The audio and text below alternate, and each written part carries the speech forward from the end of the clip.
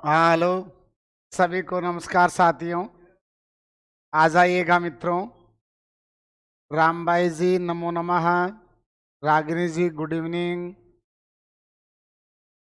पीताम्बर जी नमो नमः। राजू जी लोधा नमस्ते। स्वागत है आप सभी का काव्या कोचिंग क्लासेज के ऑनलाइन प्लेटफॉर्म पर। आ जाइएगा मित्रों सभी। एक बार सभी को शेयर कर दीजिएगा, बुला लीजिएगा। जितने भी अपने साथी हैं उन सबको बुला लीजिएगा मित्रों। कह दीजिएगा उनसे क्लास प्रारंभ हो गई है। स्वागत है आप सभी का। आ जाइएगा मित्रों।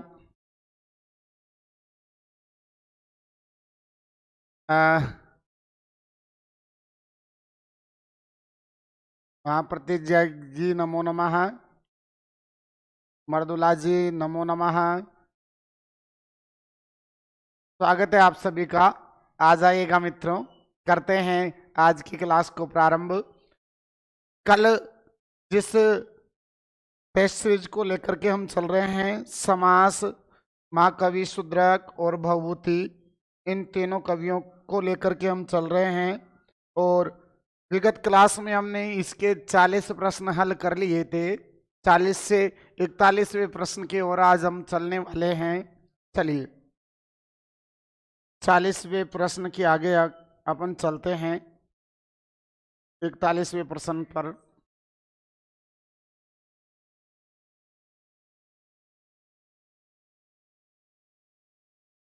आ जाइएगा। चलिए 41वां प्रश्न आपके समक्ष आ गया है मित्रों। लीजिएगा 41वां प्रश्न और जवाब दीजिएगा। क्या प्रश्न है? देवराजस्य पुत्रः कः? देवराज का पुत्र कौन है?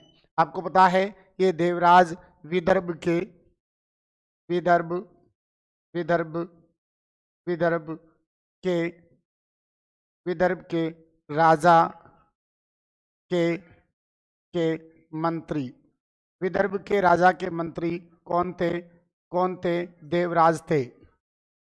देवराज कौन थे? विदर्भ के राजा के मंत्री थे। और ये भूरी वसु, ये भूरी वसु कौन है? ये पद्मा पद्मा भूरी वसु कौन है? पद्मावती पद्मावती नरेश पद्मावती नरेश के के मंत्री। पद्मावती नरेश के मंत्री कौन थे? ये बुरी वसु थे। कौन थे? बुरी वसु थे। और आपको पता है बुरी वसु की पुत्री, बुरी वसु की पुत्री कौन थी? कौन थी? मालती। कौन थी? मालती। बुरी वसु की जो पुत्री है उसका नाम क्या है? मालती है। और ये जो मकरंद है, ये मकरंद कौन है? माधव माधव का मित्र। माधव का मित्र। माधव का मित्र कौन है? मकरंद है। मकरंद कौन है? माधव का मित्र है। और ये नंदन कौन है? पद्मा पद्मावती वती नरेश पद्मावती नरेश का का सचिव। पद्मावती नरेश का सचिव कौन है? पद्मावती नरेश का सचिव कौन है? नंदन है। ये नंदन से ही तो किसका? मालती का विवाह करवाना चाहता था। कौन? बुरी वसु। किसके कहने पर? पद्मावती नरेश के कहने पर नंदन से विवाह करना चाहता था। कौन? ये नंदन मालती से विवाह करना चाहता था। ये बुरी वसु कौन है? पद्मावती नरेश का मंत्री है। और ये कौन है? सचिव है। कौन है? सचिव है मित्रों। कौन है? अरविंद जी नमो नमः। अरविंद जी नमो नमः। लाइक कीजिए प्लीज। बिल्कुल बिल्कुल। रेशमा जी सी आंसर आ रहा है। अरविंद जी का सी आंसर आ रहा है। बिल्कुल। देवराज मंत्री जो विदर्भ के राजा का मंत्री है उसका पुत्र कौन है? माधव है। अर्थात यहाँ आपका जो जवाब है वो क्या हो जाएगा? सी हो जाएगा मित्रों। क्या हो जाएगा? सी आपका यहाँ पर जवाब हो जाएगा। क्या हो जाएगा? सी। बिल्कुल आपके आंसर सही आ रहे थे सभी साथियों के। चलते हैं अगले प्रश्न की ओर। लीजिएगा ये अगला प्रश्न। अगला प्रश्न आपके समक्ष है, बता दीजिएगा आंसर। कपालिके अघोर घंटस्य सिद्धि शमशानस्य वर्णनम कस्मिन् नाटके, किस नाटक में है? मगर कपालिका और अघोर घंट यानी जो कपालिका है वो अघोर घंट की शिष्या है। जो शमशान में सिद्धि का वर्णन किस नाटक के प्रसंग में ऐसा उल्लेख आता है? बता दीजिएगा मित्रों, बताइएगा। ऐसा उल्लेख कौन से रूपक में आता है? कौन से रूपक में ये हमें प्राप्त होता है? बता दीजिएगा, बता दीजिएगा मित्रों। आंसर दीजिएगा साथियों, आंसर दे दीजिएगा। ऐसा हमें कहाँ प्राप्त होता है? ऐसा आप बता दीजिएगा, दीजिएगा मित्रों आंसर। ऐसा हमें कहाँ प्राप्त होता है? ऐसा आंसर आप दे दीजिएगा, दीजिएगा मित्रों आंसर। कहाँ हमें प्राप्त होता है? बिल्कुल आंसर आने प्रारंभ हो गए हैं। सी की जड़ी लगा दी है। पीताम्बर जी का सी, रागिनी बुरी जी का सी, धाकड़गल का सी, मधुबाला जी का सी और रेशमा जी का सी। सी सबका जवाब आ रहा है। तो आपको बता दूं, ये महावीर चरित्र में तो भगवान राम के जो वीरता पूर्वक कार्यों का वर्णन है वो महावीर चरित्र में है। और उत्तर रामचरित्र में राम की करुणता, मतलब सीता को वनवास छोड़ना, सीता का त्याग इत्यादि वर्णन उत्तर रामचरित्र में है। मालती माधव, और ये जो मालती माधव है, मालती माधव में जो ये मालती है, मालती की बलि देने के लिए ये कपालिका पकड़ के ले जाती है किसके पास? अघोर घंट के पास। तो ये मालती माधव में ही कपालिका और अघोर घंट का वर्णन हमें प्राप्त होता है। बिल्कुल आप लोगों का आंसर जो था सभी का सही था। चलते हैं अगले प्रश्न की ओर। लीजिएगा प्रश्न नंबर 43। महावीर चरित्र में महावीर शब्द कस्य करते? महावीर शब्द किसके लिए आया है? हनुमते क्या हनुमान जी के लिए है? रामाय क्या राम के लिए है? लक्ष्मणाय क्या लक्ष्मण के लिए है? भरताय क्या भरत के लिए है?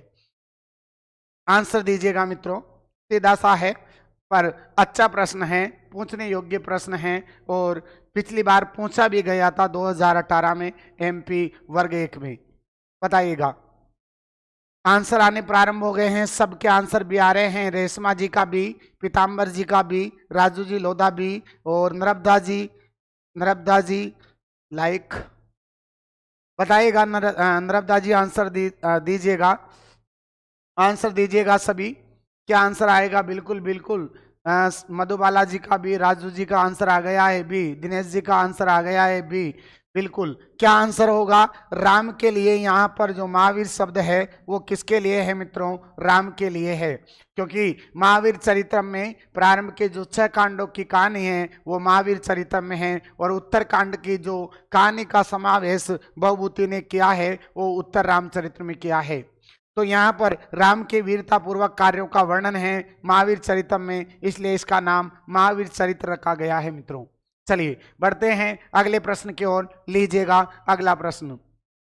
अगला प्रश्न क्या है? उत्तर रामचरित से उत्तर यागस्य कथाया, उत्तर भाग की कथा का कथा का वर्णनम अस्ति, वर्णन है। आंसर दीजिएगा। क्या महावीर चरित्र में है? क्या उत्तर रामचरित में है? क्या मालती माधव में है? क्या मृच्छकटिक में है? आंसर दीजिएगा मित्रों। 44वें प्रश्न का आंसर दीजिएगा। बहुत ही अच्छा सीधा सा प्रश्न है। शशांक जी नमो नमः है, नमस्कार जी, धन्यवाद नर्मदा जी। चलिए बताइएगा आंसर। आंसर आने प्रारंभ हो गए हैं, आंसर आने प्रारंभ हो गए हैं। बिल्कुल आंसर आ रहे हैं बी, सभी का आंसर आ रहा है। पीताम्बर जी का भी, धाकड़गल का भी, शशांक जी का भी, रागिनी जी भूरे का भी, राजू जी लोधा का भी। यहाँ पर जो आंसर है ये उत्तर उत्तर याग की जो कथा का वर्णन है वो किस में है मित्रों? वो है किस में? उत्तर रामचरित में। उत्तर रामचरित में उत्तर भागस्य, यागस्य नहीं होकर के ये क्या है? उत्तर भागस्य। क्या है मित्रों? उत्तर भागस्य। उत्तर भाग की कथा मतलब बाद वाले भाग की जो कथा है वो किस में है? उत्तर रामचरित में है। इसलिए यहाँ आपका जवाब क्या हो जाएगा? बी हो जाएगा मित्रों। क्या हो जाएगा? बी हो जाएगा। चलते हैं अगले प्रश्न की ओर। उत्तर रामचरिते वासंतिका हस्ती। उत्तर रामचरित्र में वासंतिका कौन है? क्या वन देवता है? क्या सेवक है? क्या राजा है? क्या राक्षस है? बताइएगा आंसर। आंसर दीजिएगा। उत्तर रामचरित्र में वासंतिका कौन है? बताइएगा। उत्तर रामचरित्र में वासंतिका कौन है? आंसर दीजिएगा। आंसर दीजिएगा मित्रों। आंसर दीजिएगा। बताइएगा। बताइएगा क्या आंसर होगा? क्या आंसर आएगा? बता दीजिएगा। आंसर दीजिएगा मित्रों। आंसर आने प्रारंभ हो गए हैं। रेशमा जी का ए आंसर, प्रतिज्ञा जी का ए आंसर, धाकड़गल का ए आंसर, रामबाई जी का ए आंसर, नर्मदा जी ये तो बी आंसर था पहले से। चलिए दिनेश जी का ए आंसर आ गया है। बिल्कुल यहाँ पर जो आपका आंसर है वो कौन है? वासंतिका कौन है? वन देवता है। इसलिए यहाँ पर जो आपका आंसर होगा वो क्या हो जाएगा? वन देवता हो जाएगा। क्या हो जाएगा? वन देवता हो जाएगा। लीजिएगा अगला प्रश्न। प्रश्न नंबर 46। 46 क्या है? भवभूति कस्मिन् नाटके। भवभूति के किस नाटक में प्रकृत्याः मानवीकरणम दृश्यते? दृश्यते दृश्यते दृश्यते दृश्यते। प्रकृति का मानवीकरण भवभूति के किस रूपक में दिखाई देता है? क्या मालती माधव में दिखाई देता है? क्या महावीर चरित्र में दिखाई देता है? क्या उत्तर रामचरित्र में दिखाई देता है? क्या सभी में दिखाई देता है? बताइएगा आंसर।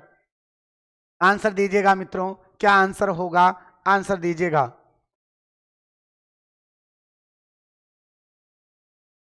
बताइएगा। आंसर दीजिएगा। आंसर दीजिएगा।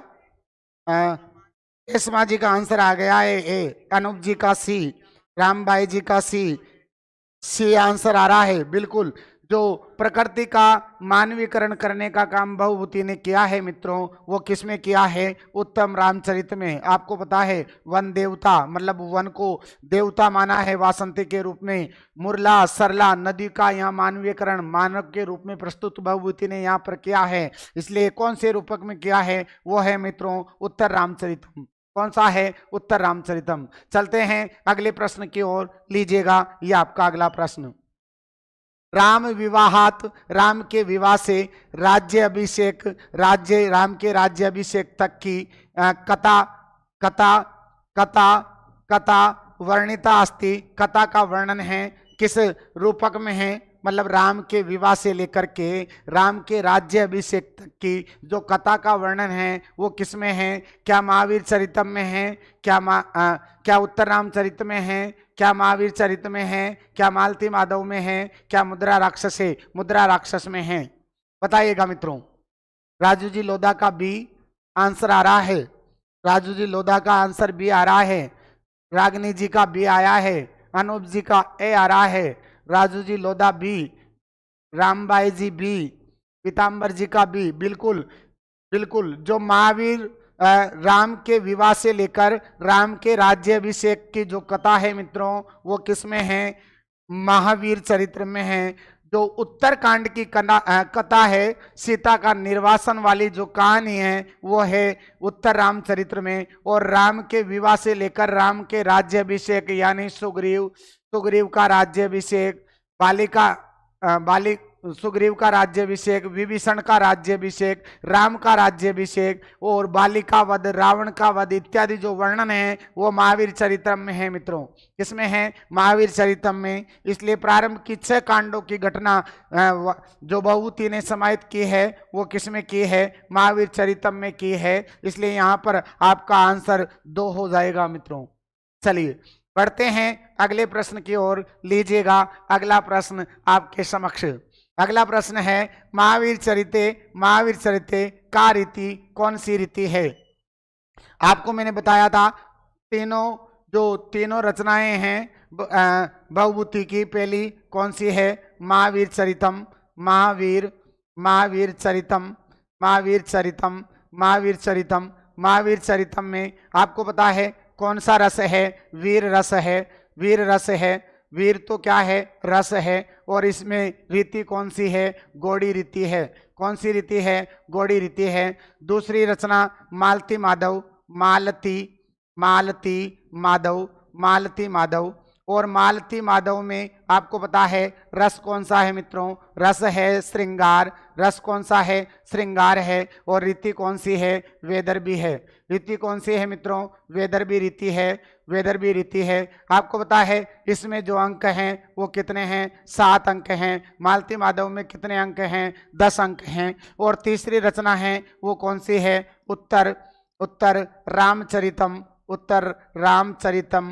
उत्तर रामचरितम। और इसमें भी कितने अंक हैं? इसमें भी गुरुजी 7 अंक हैं। कितने अंक हैं? 7 अंक हैं। और आपको पता है इसमें जो उत्तर रामचरित्र में रस है वो कौन सा माना गया है? करुण है, करुण रस है, करुण रस है। करुण तो रस है। और रीति, इसमें रीति कौन कौन सी मानी गई है? वेदर्भी और गौड़ी।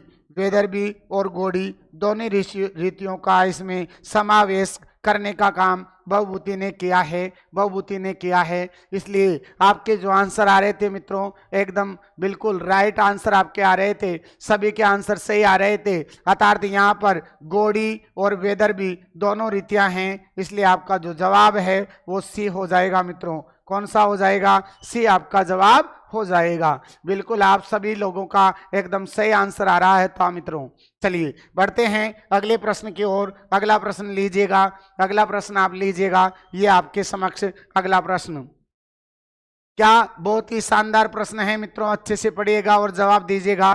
क्या प्रश्न है? उत्तर रामचरितानुसारेण, उत्तर रामचरित्र के अनुसार सुमेलनम कुरुतः है, इनका सही से मेलन करना है। वशिष्ठस्य पत्नी, क्या वशिष्ठ की पत्नी कौन थी? मुनि अगस्त्य पत्नी, मुनि अगस्त्य की पत्नी कौन है? और दशरथ से जामाता मतलब दशरथ के जवाई कौन है? और वाल्मीकि शिष्य, वाल्मीकि जी के शिष्य कौन है?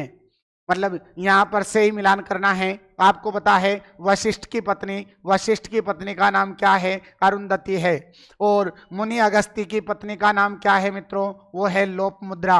कौन है? लोपमुद्रा। और दशरथ के जामाता मतलब दशरथ के जो जवाई हैं, शांता के जो पति है, उत्तर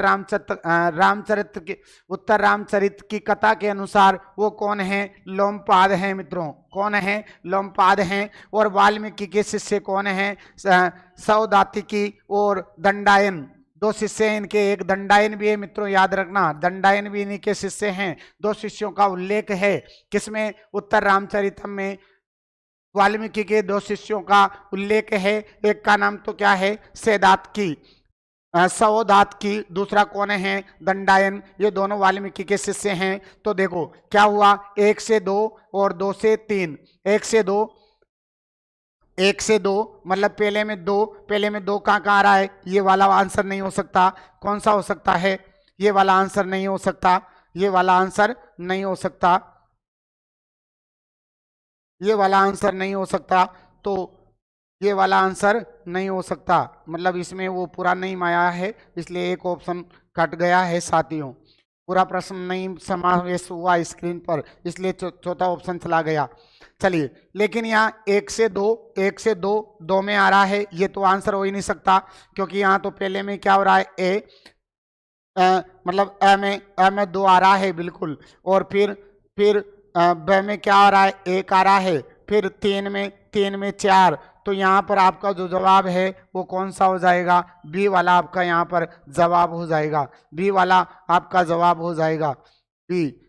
चलिए, लास्ट में क्या आ रहा है? बिल्कुल बी वाला आपका जवाब हो जाएगा। सही, सभी के आंसर सही आ रहे थे, इसलिए यहाँ पर आपका बी जवाब हो जाएगा। चलिए अगले प्रश्न की ओर चलते हैं। 50 नंबर का प्रश्न, उत्तर रामचरित में सप्तम अंक से नाम किम, सप्तम अंक का नाम क्या है? आपको पता है उत्तर रामचरित में कुल 7 ही अंक हैं, और 7वें अंक का अंतिम अंक का नाम क्या है? क्या छायांक है? छायांक तो आपको याद है ना, शीतांक के नाम से विख्यात है। और ये कौन सा अंक है? तीसरा अंक है। तीसरा अंक है विक्रम, कुमार विक्रम कुमार प्रत्यय अभिज्ञानम सम्मेलनम। बताइएगा, मैंने अंक आपको बता दिए थे, विगत क्लास में आपने जान लिए थे। बिल्कुल आपके सही अनुसार आंसर आ रहे हैं। सम्मेलन जो अंक है वो सम्मेलन अंक, सभी का मेलन का जो काम है वो है 7वें अंक में। तो यहाँ पर आपका जो जवाब है वो हो जाएगा मित्रों, कौन सा हो जाएगा? 2 हो जाएगा। कौन सा हो जाएगा? 2 यहाँ पर आपका जवाब हो जाएगा। चलिए आगे बढ़ते हैं अगले प्रश्न की ओर। चलिए अगले प्रश्न की ओर चलते हैं मित्रों। अगला प्रश्न अपन जानते हैं, अगला प्रश्न अपन जानते हैं। अगले प्रश्न की ओर चलते हैं मित्रों। अगला प्रश्न अपन जानते हैं, अगला प्रश्न हम जानते हैं। चलते हैं अगले प्रश्न की ओर। अगले प्रश्न की ओर हम चलते हैं। चलिए अगले प्रश्न की ओर हम चलते हैं। लीजिएगा 51 नंबर के प्रश्न की ओर हमें चलना है।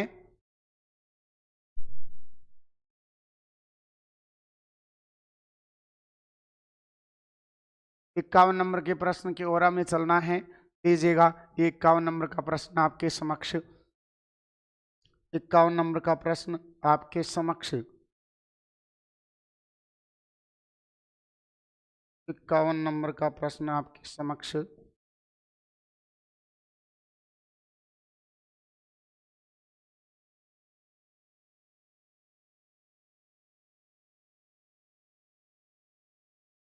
लो 51 नंबर का प्रश्न की ओर हम चल रहे हैं।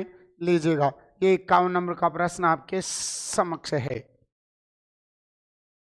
लीजिएगा 51 नंबर का प्रश्न आपके सामने आ गया है मित्रों। 51 नंबर का प्रश्न आपके सामने आ गया है। बताइएगा आंसर, बताइएगा आंसर, बताइएगा आंसर। क्या आंसर है? उत्तर रामचरित से, उत्तर रामचरित्र, जो उत्तर रामचरित है, उत्तर रामचरित्र कथा अनुसारेण, कथा के अनुसार रामस्य वनवासाय, राम के वनवास के लिए के कया समीपम, के कई के समीप मंत्रावेशेण, मंत्रा के वेश में का गतवती, कौन गई है?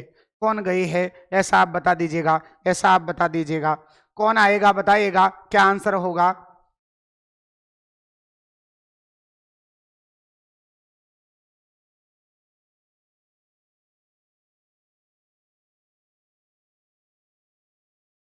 चलिए बताइएगा मित्रों।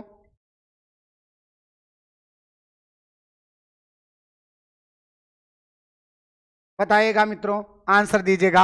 आंसर आगे क्या दासी मंत्रा ही खुद गई थी?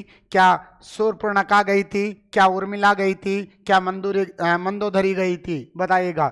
उत्तर रामचरित के कथा के अनुसार राम के वनवास के लिए कैकई के समीप मंत्रा के वेश में कौन गई थी? बताइएगा। आंसर आ रहा है कुछ का आ रहा है ए। अब आपको यहां बता देता हूं मित्रों।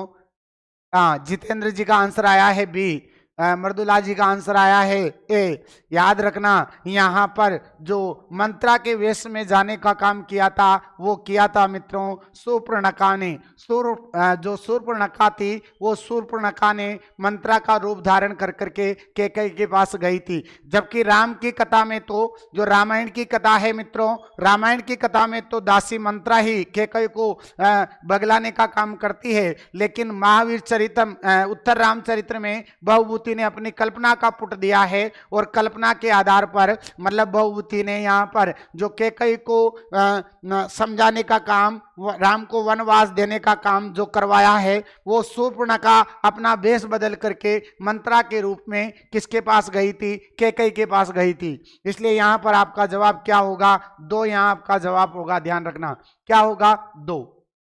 चलिए क्या होगा मित्रों? 2 यहां आपका जवाब होगा। चलिए अगले प्रश्न की ओर चलिएगा।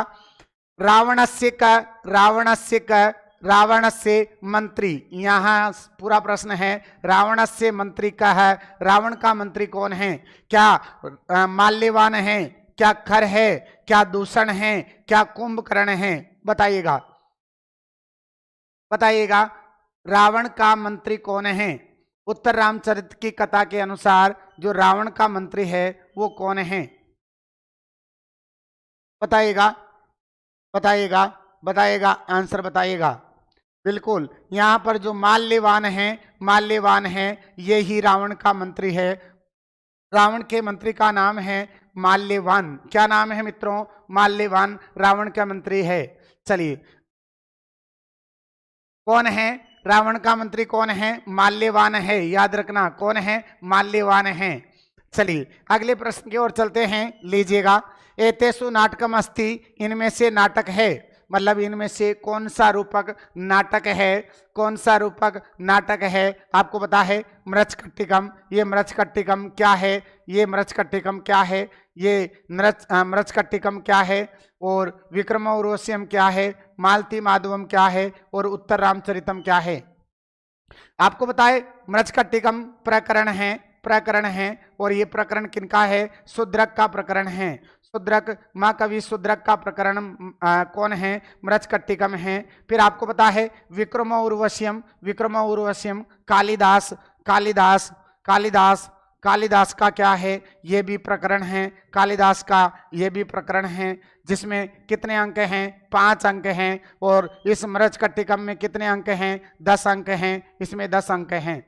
और मालती माधव, मालती माधव में भी कितने अंक है? ये मालती माधव बहुभूति, बहुभूति, बहुभूति का क्या है? ये भी प्रकरण है, प्रकरण है, ये भी प्रकरण है, और इसमें भी कितने अंक हैं? 10 अंक हैं। लेकिन जो महावीर चरितम है ये क्या है मित्रों? ये नाटक है, बहुभूति का नाटक है, जिसमें 7 अंक हैं। कितने अंक हैं? 7। तो आपका जवाब यहाँ पर क्या हो जाएगा? 4 यहाँ पर आपका जवाब हो जाएगा। यहाँ से एक प्रश्न जरूर आएगा, कालिदास का रूपक कौन सा, प्रकरण कौन सा है? याद रखना विक्रम उर्वश्यम।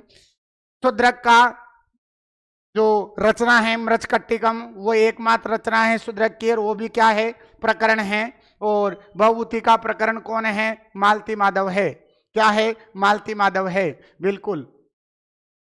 चलिए बढ़ते हैं अगले प्रश्न की ओर, लीजिएगा ये अगला प्रश्न आपके समक्ष। देखो, मृच्छकटिकम में, मृच्छकटिकम में कस्य उद्यान से, किस उद्यान का उल्लेख अस्ति, उल्लेख है? मृच्छकटिकम नाटक में किस उद्यान का उल्लेख है? बताइएगा। अच्छा प्रश्न है। क्या प्रमद वनस्य वर्णनम, क्या पुष्प करंडक से, क्या आवर्तक से, क्या को अपि न? बताइएगा। आपको बता दो, प्रमदवद वन का जो वर्णन है वो तो है स्वप्नवास दत्तम में, वास दत्तम में, स्वप्नवास दत्तम में किस वन का वर्णन है? प्रमद वन का वर्णन है। और ये आवर्तक जो पर्वत है, ये जो महाकवि माग का जो शिशुपाल वदम है, शिशुपाल वदम महाकाव्य है किसका? माग का, उसमें आवर्तक पर्वत का वर्णन है।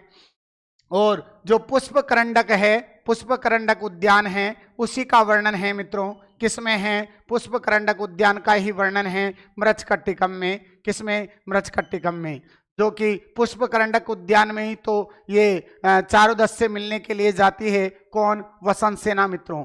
कौन? वसंत सेना मित्रों। चलिए अगले प्रश्न की ओर चलते हैं, लीजिएगा ये अगला प्रश्न। प्रश्न नंबर 55 आपके समक्ष है। प्रश्न नंबर 55 आपके समक्ष है। गुणा पूजा स्थानम, गुणवान व्यक्तियों का पूजा स्थान। गुणेशु गुण होते हैं, न च लिंग है, मतलब उनका लिंग न च न वये का मतलब है उम्र, मतलब गुणवान व्यक्तियों का पूजा स्थान, उनका एक गुण होते हैं, न कि उनका लिंग, न कि उनकी आयु, मतलब उनका जो कि भाई ये पुरलिंग है, स्त्रीलिंग है, नपुंसकलिंग है, इस आधार पर उसकी पूजा नहीं की जाती है। और न ही उम्र को देख करके उनकी पूजा की जाती है। उनकी जो पूजा होती है वो उनकी गुणों की होती है। ऐसी उक्ति हमें कौन से रूपक में प्राप्त होती है? ये आप बता दीजिएगा। कौन से रूपक में हमें प्राप्त होती है ये आप बता दीजिएगा। आंसर आने प्रारंभ हो गए। दिनेश जी का ए आंसर, प्रतिज्ञा का ए आंसर, अनूप जी का बी आंसर, पीताम्बर जी का ए आंसर बिल्कुल। यहाँ पर ये जो सुक्ति हमें प्राप्त होती है वो किस में होती है, उत्तर रामचरित में होती है, इसलिए ए आंसर यहाँ पर आपका हो जाएगा। मित्रों मैंने सुक्तियाँ गिनी चुनी लिए है, लेकिन जो भी मैंने सुक्तियाँ लिए है वो परीक्षा के दृष्टिकोण से अति महत्वपूर्ण हैं, तभी मैंने उन सुक्तियों का समावेश किया है। इसलिए जितनी भी सुक्तियाँ मैं ले रहा हूँ वो परीक्षा के महत्वपूर्ण से अति महत्वपूर्ण हैं, पूछने योग्य सुक्तियां हैं, उन्हीं का ही मैंने यहाँ पर टेस्टों में समावेश किया है। इसलिए इन सुक्तियों को आपको अच्छे से याद रखना है मित्रों। चलिए चलते हैं अगले प्रश्न की ओर।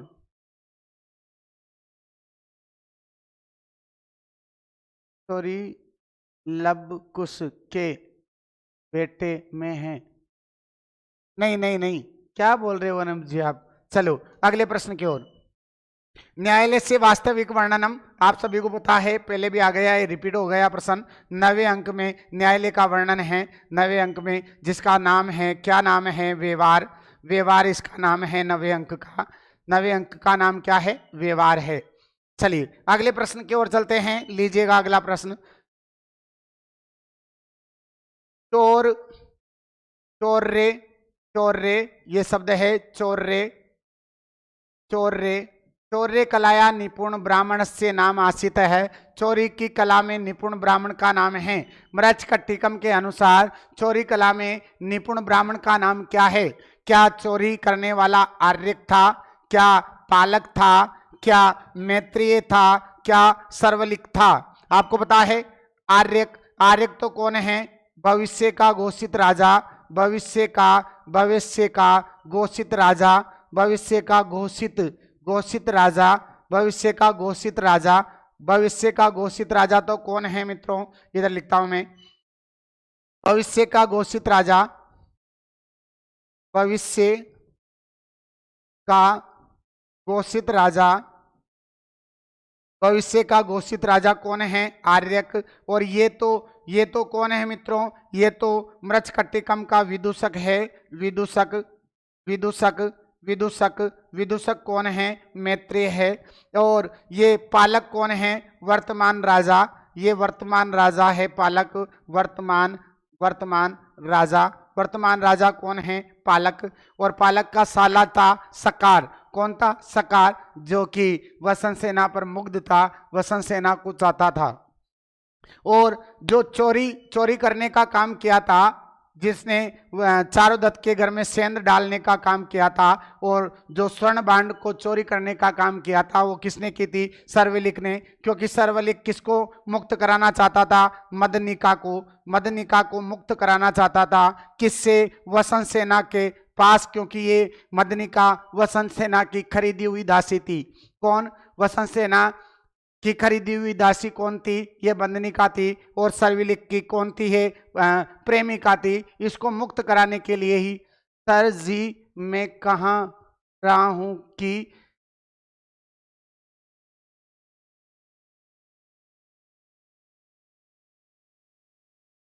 बिल्कुल बिल्कुल बिल्कुल, हाँ अनूप जी बिल्कुल। चलिए तो यहां पर आपका आंसर क्या हो जाएगा? यहां पर आपका आंसर 4 हो जाएगा। चलिए, रोसेन से मातु नाम किम, रोसेन की माता का नाम क्या था? क्या वसंत सेना था? क्या रदनिका था? क्या मदनिका था? क्या दूता था? तो आपको पता है चारुदत्त की पूर्व पत्नी कौन थी मित्रों? दूता थी। और दूता और चारुदत्त का ही पुत्र था, कौन था? रोहसेन। यहाँ आपका जवाब हो जाएगा, क्या हो जाएगा? 3 यहाँ आपका जवाब हो जाएगा, ये 3। थैंक यू अनूप जी। चलिए बढ़ते हैं आगे अगले प्रश्न की ओर। चलिए प्रश्न नंबर 59, विदूषक रहित रूपकम अस्ति। शानदार प्रश्न है, आंसर आप दीजिएगा। इनमें से कौन सा रूपक विदूषक रहित है? किस रूपक में यहाँ पर विदूषक नहीं है? बताइएगा मित्रों। शशांक जी का आंसर आ गया है सी, अनूप जी का आंसर आ रहा है सी। बताइएगा मित्रों, बताइएगा मित्रों, बताइएगा, आंसर दीजिएगा। विदूषक रहित रूपकम अस्ति, यहाँ विदूषक रहित रूपक कौन सा है? विदूषक रहित रूपक कौन सा है? अब आंसर आ रहे हैं, रामबाई जी का डी आया है, राजू जी लोधा का डी आया है, अनूप जी का डी आया है, प्रतिज्ञा का डी आया है, आर डी धाकड़ का डी, अनूप जी का डी, रागिनी जी का डी, बिल्कुल डी डी आंसर आ रहा है, डी डी आंसर आ रहा है। आपको मैं बता दूं ये जो तीनों रचनाएं हैं ये रचनाएं हैं मित्रों ये तीनों रचनाएं हैं बहुभूति की, बहुभूति की ये तीनों रचनाएं हैं। और बहुभूति की तीनों रचनाएं, बहुभूति की तीनों रचनाएं, बहुभूति की तीनों रचनाएं, बहुभूति की तीनों रचनाएं विदूषक रहित हैं, विदूषक रहित हैं, विदूषक रहित हैं। बहुभूति की तीनों रचनाओं में विदूषक नहीं है मित्रों, तीनों रचनाओं में ही विदूषक नहीं है, इसलिए यहाँ पर जो आपका आंसर है बिल्कुल करेक्ट है। क्या आ जाएगा 4 यहाँ पर सर्वे अपि सभी रचनाएं हैं विदूषक से रहित है मित्रों। चलिए बढ़ते हैं अगले प्रश्न की ओर, लीजिएगा अगला प्रश्न। चलिए बिल्कुल सही आंसर आ रहे थे आपके। अब जो अपने कवि थे मित्रों, मतलब शुद्रक और बहुभूति के बारे में जितने भी प्रश्न थे वो हमने लगभग 60 प्रश्नों के माध्यम से पूरे बहुभूति और शुद्रक को समाहित करने का काम किया। और मैं आपको आश्वासित करता हूं कि जितना मैंने आपको बताया है दोनों के बारे में, उसमें से बाहर नहीं जाएगा वर्ग 2 में। दोनों कवियों का जितना परिचय प्रश्नों के माध्यम से भी आपने पढ़ा है उनसे बाहर प्रश्न नहीं जा सकता, इतना मुझे पूर्ण विश्वास है। अब यहाँ से हमारे जो प्रश्न होंगे 40 वो होंगे मित्रों समास के। किसके होंगे? समास के। समास के प्रश्न यहाँ से प्रारंभ होते हैं हमारे, कहाँ से? 60वें प्रश्न से समास हमारे प्रारंभ होते हैं। समास आप जानते हो समास की श्रेष्ठ परिभाषा है, श्रेष्ठ परिभाषा है क्या है? सम सनम समास है, समसनम समास है। संक्षिप्तीकरण को समास कहा जाता है। समास का शाब्दिक अर्थ होता है किसका? समास का शाब्दिक अर्थ होता है, शाब्दिक अर्थ। समास का शाब्दिक अर्थ होता है, क्या होता है मित्रों? संक्षिप्तीकरण समास का शाब्दिक अर्थ होता है, याद रखना मित्रों। समास का शाब्दिक अर्थ होता है संक्षिप्तीकरण, मतलब ये हुआ 2 या 2 से अधिक पदों की विभक्तियों का लोप करके बनाया गया पद क्या कहलाता है? समास कहलाता है। अतारन्यू कह दें 2 या 2 से अधिक पदों को मिला करके बनाया गया एक पद समास कहलाता है। क्या कहलाता है? समास कहलाता है। तो यहाँ पर पूछ रहा है समासस्य व्याकरण सम्मता परिभाषा हस्ती परिभाषा है। अब यहाँ पर जो समास की व्याकरण सम्मत जो परिभाषा है वो यही है मित्रों, समसनम समास है। अब परिभाषाएं और भी है, अनेक पदानाम एक पदी बहुनम समास है। अनेक पदों को मिला करके एक पद बनाना ही क्या है? समास है। क्या है? समास है। लेकिन जो व्याकरण सम्मता परिभाषा है, सर्वश्रेष्ठ परिभाषा है समास की, वो है समसनम समास है। तो यहाँ पर आपके आंसर बिल्कुल सही आ रहे हैं अनूप जी।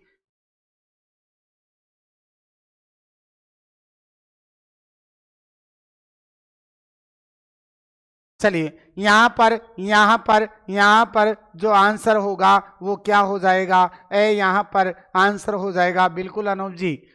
चलिए अगले प्रश्न की ओर चलते हैं। अगला प्रश्न लीजिएगा, ये 61 नंबर का प्रश्न। संस्कृते समास कति विधः, संस्कृत में समास कितने प्रकार के होते हैं बताइएगा। क्या 5 प्रकार के होते हैं? क्या 6 प्रकार के होते हैं?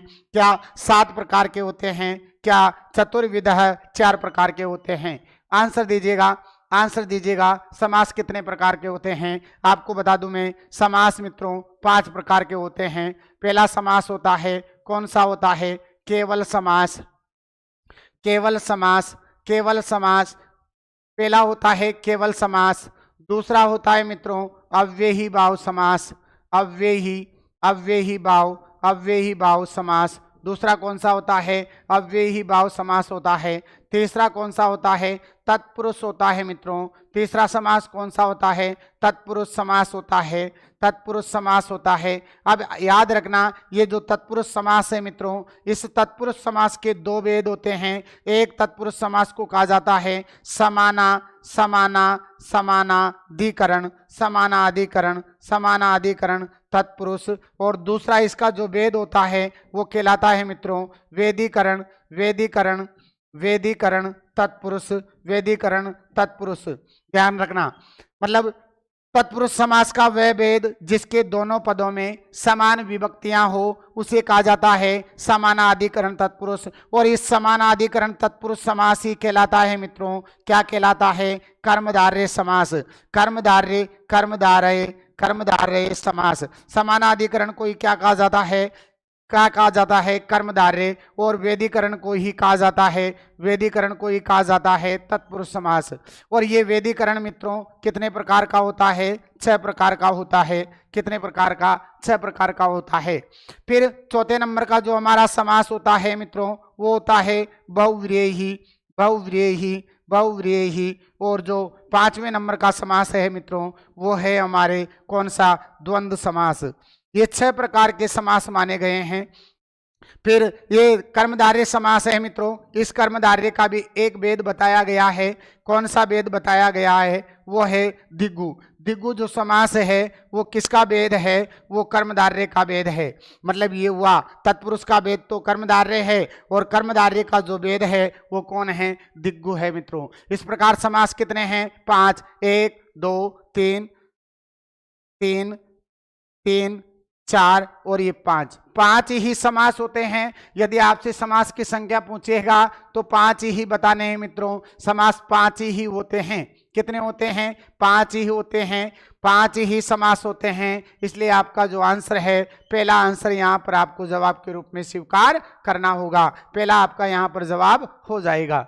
चलिए बढ़ते हैं अगले प्रश्न की ओर। क्लास अच्छी लग रही हो तो मित्रों एक बार लाइक जरूर कर दीजिएगा। मैं आपसे ज़्यादा बार नहीं कहूँगा, बीच में मुझे भी आनंद नहीं आता है कि आपको छोटी मोटी बातों के लिए डिस्टर्ब किया जाए। आपका पूरा फोकस पढ़ाई पर होना चाहिए। वैसे भी आपके दिन गिने चुने बचे हैं। जिस डेट पर आपका एग्जाम डेट डली हुई है उस डेट के अनुसार बहुत कम समय आप लोगों के पास है, पर मुझे पता है आप लोग तन मन से पूरा समय जितना हो सका है संभव उतना सब आप पढ़ाई में लगे हुए होंगे, ऐसे मैं आशा करता हूं। और मैं ये कह सकता हूं जो भी ईमानदारी से पढ़ाई कर रहे हों वो एग्जाम में बहुत अच्छा करने वाले हैं। उन सब के साथ मेरी दुआएं हैं, वो वास्तव में अच्छा करेंगे एग्जाम में। चलते हैं मित्रों अगले प्रश्न की ओर। लीजिएगा अगला प्रश्न। प्रायण प्रायण प्रायण पूर्व पदार्थ प्रदानो। प्रायण पूर्व पदार्थ प्रदान समास का अस्थि, मतलब प्राय जिस समास का पहले पद का अर्थ प्रदान होता है उस समास को हम किस नाम से जानते हैं? क्या उसे तत्पुरुष कहते हैं? क्या उसे अव्ययी भाव कहते हैं? क्या उसे केवल कहते हैं? क्या उसे बहुव्रीहि समास कहते हैं? देखिएगा, पूर्व पदार्थ प्रदान, पूर्व पदार्थ प्रदानो, पूर्व पदार्थ प्रदानो होता है मित्रों, याद रखना कौन सा होता है? अव्ययी भाव। पूर्व पदार्थ प्रदान कौन सा होता है? अव्ययी भाव होता है, याद रखना। दूसरी बात, उत्तर पद पदार्थ, उत्तर पदार्थ प्रदानो, उत्तर पदार्थ प्रदानो कौन सा होता है मित्रों? याद रखना तत्पुरुष होता है। कौन सा होता है? तत्पुरुष होता है, याद रखना मित्रों। उभयो उभयो उभयो उभयो पदार्थ उभयो पदार्थ प्रदानो उभयो पदार्थ प्रदानो होता है मित्रों। कौन सा होता है? द्वंद्व समास। पूर्व पद प्रदान किसका होता है? अव्ययी भाव समास का।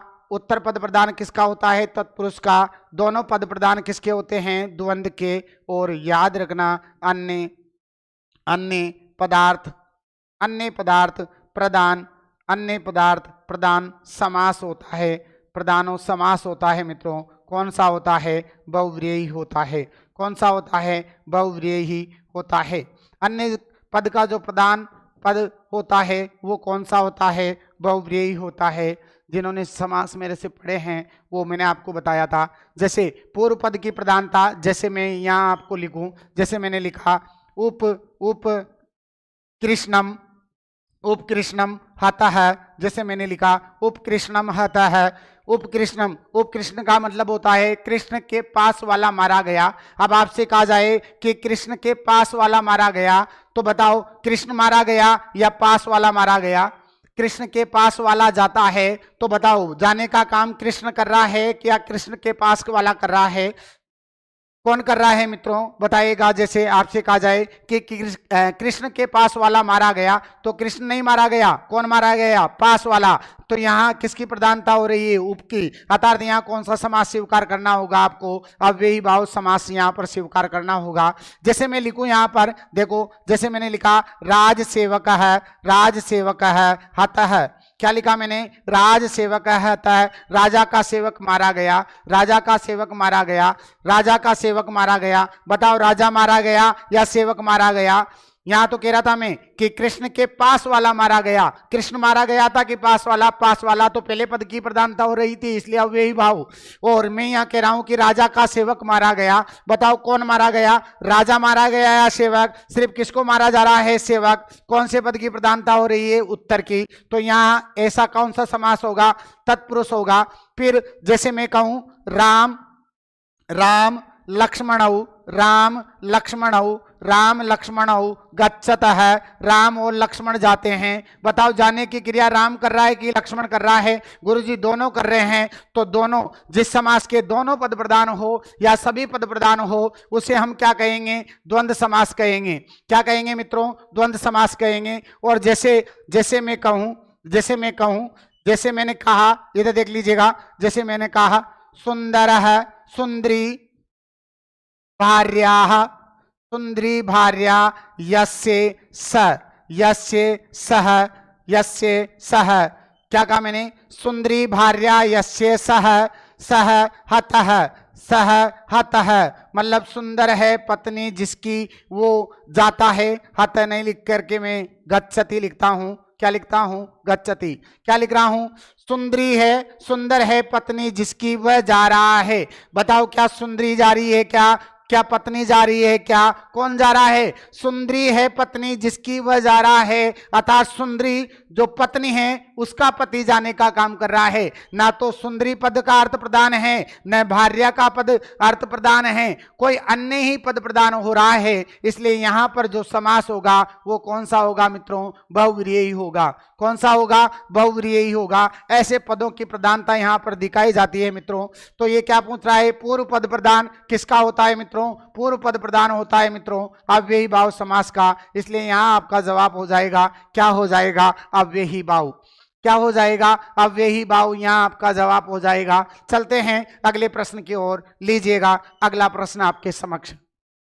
क्या प्रश्न है मित्रों? प्रश्न है प्रार्थाभिधानम, प्रार्थाभिधानम भवति। प्रार्थाभिधानम का मतलब हुआ समास का अर्थ बताने के लिए किया गया विग्रह वृत्ति कहलाता है। क्या कहलाता है? वृत्ति। प्रार्था बिना अर्थ का बोध कराने वाला जो वाक्य है, मतलब उसी अर्थ को अलग प्रकार से, अलग ढंग से बताने का जो तरीका होता है, वो तरीका ही क्या कहलाता है? वृत्ति। मतलब जो पद है, समस्त पद है, उस समस्त पद का अर्थ बताने का जो अलग तरीका है, अलग रूप से बताया जाने का जो तरीका है, उस तरीके को हम क्या कहते हैं मित्रों? वृत्ति कहते हैं। और ये वृत्तियां मित्रों याद रखना कितनी होती है? 5 होती है। वृत्तियां कितनी होती है? 5 होती है। कौन कौन सी होती है? एक होती है मित्रों कृत, एक होती है कृत, दूसरी होती है मित्रों कौन सी होती है? तद्दित, दूसरी कौन सी होती है? तद्दित।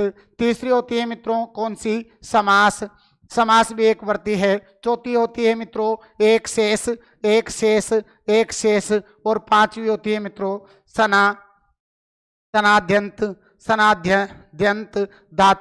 सनाद्यंत धातु। ये 5 प्रकार की वृत्तियां हैं मित्रों। कितने प्रकार की? 5 प्रकार की वृत्तियां होती है। कितने प्रकार की? 5 प्रकार की वृत्तियां होती है। इसलिए प्रार्थाभिधानम भिन्न प्रकार से अर्थ बताने वाला वाक्य क्या कहलाता है? वृत्ति कहलाता है। यहाँ पर आपका जवाब क्या हो जाएगा? ए हो जाएगा। यहाँ आपका जवाब क्या हो जाएगा? ए हो जाएगा। आपके आंसर कम आ रहे हैं मित्रों, आपके आंसर कम आ रहे हैं। आपका जो तैयारी है बता रही है कि समास में थोड़े ब्रेक लगे हुए हैं आप लोगों के। बताइएगा विग्रह कतिविधम, विग्रह कितने प्रकार का होता है? आंसर दीजिएगा। सीधा सा प्रश्न मैंने आपसे पूछा है, बहुत सरल प्रश्न है, आप मुझे पूर्ण विश्वास है इसका आप जवाब दे दोगे। विग्रह कितने प्रकार का होता है? आपको पता है विग्रह दो प्रकार का होता है। कौन कौन सा होता है? एक तो होता है मित्रों लौकिक विग्रह, एक तो कौन सा होता है? लौकिक विग्रह, एक तो होता है लौकिक विग्रह, और दूसरा होता है मित्रों कौन सा होता है? अलौकिक। दूसरा कौन सा होता है? अलौकिक विग्रह। ये दो प्रकार का विग्रह होता है। कौन कौन सा? एक तो होता है लौकिक विग्रह, एक होता है अलौकिक विग्रह। लोक व्यवहार का मतलब विभक्तियों का प्रयोग करके बनाया गया विग्रह, विभक्तियों का अर्थ के आधार पर विभक्तियों का प्रयोग करके बनाया गया विग्रह क्या कहलाता है? क्या कहलाता है? लौकिक विग्रह कहलाता है।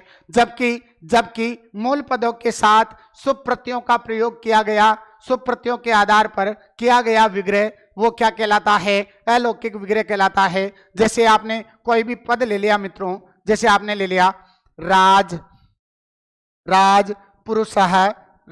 पुरुष है, ये आपने ले लिया। अब इसका विग्रह दो प्रकार से, एक तो हो जाएगा, क्या हो जाएगा?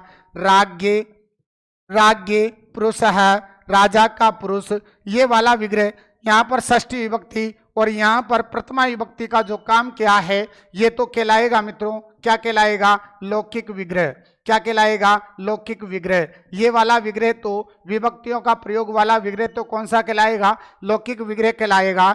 और इसी विग्रह को आप करो मूल शब्द के साथ। मूल शब्द क्या होता है मित्रों? राजन। और राजन में कौन सी विभक्ति है? षष्ठी विभक्ति का शुभ प्रत्यय कौन सा होता है? अंश।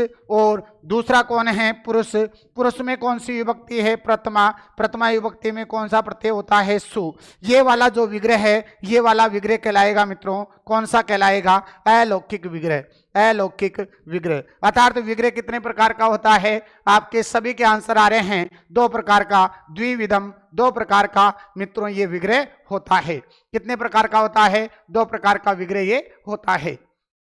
चलते हैं मित्रों अगले प्रश्न की ओर, लीजिएगा।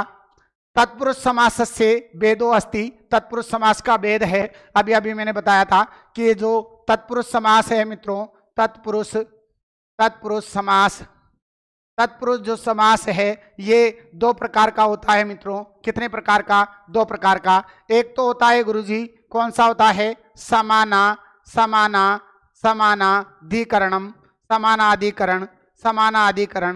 समानाधिकरण तत्पुरुष। एक तो कौन सा होता है? समानाधिकरण तत्पुरुष। समानाधिकरण तत्पुरुष का मतलब हुआ समान हो, अधिकरण का मतलब होता है विभक्तियां। मतलब तत्पुरुष समास का वह भेद जिसके दोनों पदों में समान विभक्तियां हो। कैसी विभक्तियां हो? समान विभक्तियां हो, वो तो क्या कहलाता है मित्रों? समानाधिकरण। और समानाधिकरण को ही कहा जाता है मित्रों, क्या कहा जाता है? कर्मधारय समास। किसको कहा जाता है? समानाधिकरण को ही क्या कहा जाता है? कर्मधारय। अब ये जो कर्मधारय समास होता है मित्रों, ये कर्मधारय समास होता है, ये होता है किसका? विशेषण या फिर विशेष्य